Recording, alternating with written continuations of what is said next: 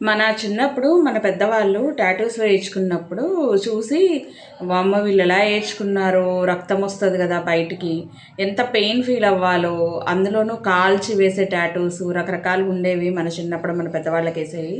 అందరూ దేవుళ్ళవి అలానే వేయించుకునే వాళ్ళు తప్పించి, లేకపోతే అమ్మ నాన్న అనే కొన్ని పేర్లు, అమ్మవారి పేర్లు, దేవుళ్ళ పేర్లు, దేవుళ్ళ బొమ్మలు అలా వేయించుకున్న వాళ్ళని చూసుంటాము. అయితే ప్రజెంట్ జనరేషన్లో టాటూ ఎలా అయిపోయిందంటే జీవితంలో ఒక భాగం అయిపోయింది. రోజు మనం తినే అన్నం ఎలాగో, లేకపోతే మనం తినే టిఫిన్ ఎలాగో, మనం తాగే వాటర్ ఎలాగో, టాటూ కూడా మన జీవితంలో ఒక భాగం అయిపోయింది అనమాట. నచ్చకపోతేనేమో తీయించుకోవడం, నచ్చితేనేమో వాళ్ళకి నచ్చిన టాటూ వేయించుకోవడం అనమాట. అవి లెటర్స్ అయితే ఏంటి, పేర్లు అయితే ఏంటి, రకరకాలుగా టాటూస్ అయితే వేయించుకుంటున్నారు.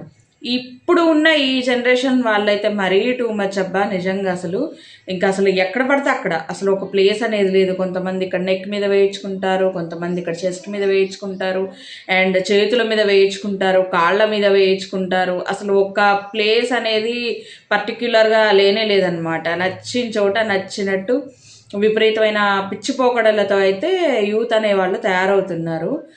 ఎందుకు ఇలా చెప్తున్నానంటే, ఒక అతనంట వేరే దేశానికి సంబంధించి, మన దేశంలో కాదులేండి, ఇంకా అంత దరిద్రం అయితే మనకు రాలేదు. సో ఆ దేశం నుంచి ఇంకొక దేశానికి వెళ్ళి మరి, అంటే కంట్లో టాటూ అనమాట. ఎవరైనా ఎక్కడ వేయించుకుంటారు, అవసరమైతే ఇక్కడ కన్ను రెప్ప మీద కూడా, ఇక్కడ ఐబ్రోస్ మీద కూడా వేయించుకున్న వాళ్ళు చాలామంది అయితే ఉన్నారు. మనం చూస్తాం కదా సోషల్ మీడియాస్లో, వాటిల్లో చాలామంది అయితే ఉంటూ ఉన్నారు కదా. సో వాళ్ళదంతా ఒక ఎత్తు అయితే, ఇతను డైరెక్ట్గా ఎలా ఆలోచించాడంటే, కనుగుడ్డు మొత్తం అంటే మనకు ఎలా ఉంటుంది, కన్ను అనేది లోపల నల్లగుడ్డు, తర్వాత చుట్టుపక్కల తెల్లగుడ్డు, ఇదే ఉంటుంది కదా.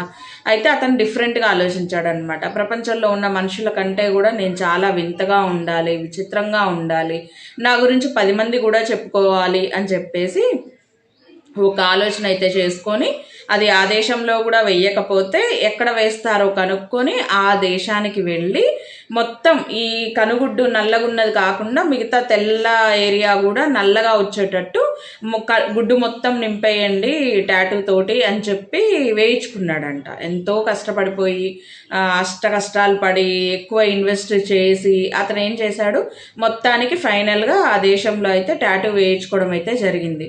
ఇక టాటూ వేయించుకున్న తర్వాత ఎలా ఉంటుంది చెప్పండి. ఇప్పుడు మన స్కిన్ ఇక్కడ మనం సపోజ్ వేయించుకున్న తర్వాత కొన్ని ప్రికాషన్స్ అనేవి వాళ్ళు చెప్తారనమాట. అంటే మీరు వాటర్ తగలనియొద్దు, సోప్ తగలనియొద్దు, దురద వస్తూ ఉంటుంది, 2-3 రోజులు పలానా ఫుడ్ తినొద్దు, బాడీ అనేది దురద ఇలాంటివి వస్తూ ఉంటాయి, ఇన్ఫెక్షన్స్ వస్తూ ఉంటాయి, జాగ్రత్తలు తీసుకోవాలి అని చెప్పేసి మన స్కిన్ మీద వేసినప్పుడే ఇన్ని జాగ్రత్తలు మనం తీసుకుంటామే.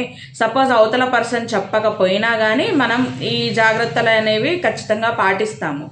అలాంటిది అసలు ఏమీ లేకుండానే అతను కన్నుకు మొత్తం కూడా బ్లాక్ కలర్ అంటే టాటూ వేయించుకొని ఉన్నాడనమాట.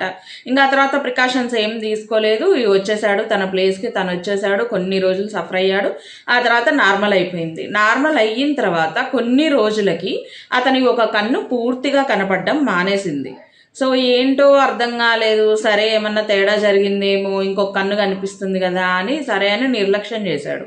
ఇంకా కొన్ని రోజుల తర్వాత రెండో కన్ను కూడా చూపు అనేది మందగిచ్చేసింది, అంటే ఎక్కువగా కనిపించట్లేదు ఇంకొక కంటికి కూడా.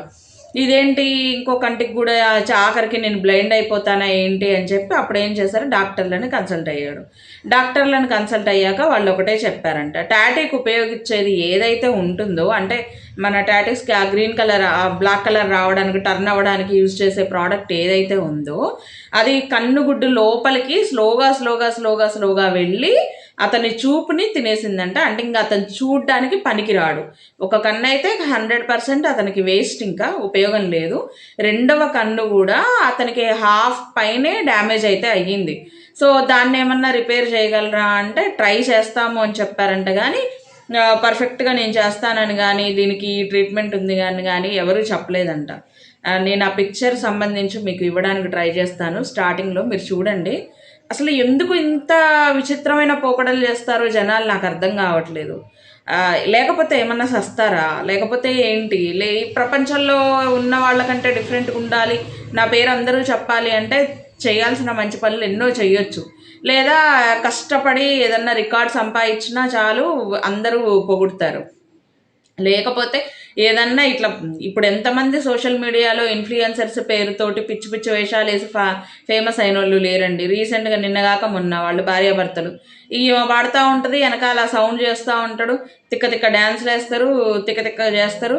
సో వాళ్ళు ఒక ఒక ట్యూన్ కరెక్ట్గా ఉండదు, ఒక షింక్ అనేది కరెక్ట్గా ఉండదు. అంటే సాంగ్కి సంబంధించి ఒకటి ఫ్లూయెంట్గా కరెక్ట్గా పోతుంది, వినబుద్ధి అవుతుంది మనిషికి అనేటట్టు ఏమీ ఉండదు. అసలు వినబుద్ధి కాదు నిజం చెప్పాలంటే, చాలా అనీజీగా ఉంటుంది. ఒకసారి వినొచ్చు కానీ రెండోసారికి చాలా ఇరిటేట్ అయిపోతాం, అది కూడా నిమిషానికి. సో అలాంటి వాళ్ళు కూడా ఫేమస్ అయ్యారు, జనాల్ని హింస పెట్టే వాళ్ళు కూడా ఫేమస్ అవుతున్నారు. అలాంటిది ఈ కళ్ళల్లో టాటూలు వేయించుకోవడం ఏందో.